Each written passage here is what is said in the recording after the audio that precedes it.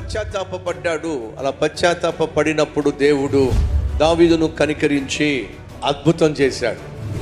ఏమిటి అద్భుతం?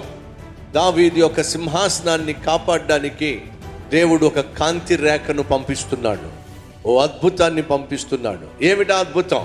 ఏమిటి ఆ కాంతి రేఖ? ఏమిటి దేవుడు ఇచ్చినటువంటి పశ్చాత్తాపానికి బహుమానం?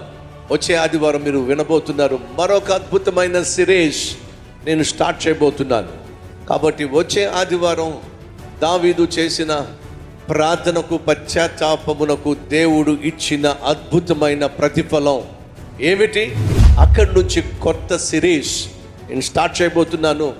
బహు శక్తివంతమైన, బహు అద్భుతమైన సందేశం వచ్చే ఆదివారం మీరు వినబోతున్నారు. కాబట్టి ఏ ఒక్కరు మిస్ కాకండి. కల్వరి టెంపుల్ గుంతకల్లో ప్రతి ఆదివారం ఉదయం 6 గంటలకు, ఉదయం 9 గంటలకు, మధ్యాహ్నం 12 గంటలకు, సాయంత్రం 6 గంటలకు జరిగే ఆరాధనలకు తప్పక రండి. కుటుంబంగా రండి. స్థలం Calvary temple, Bellary road, Guntakal.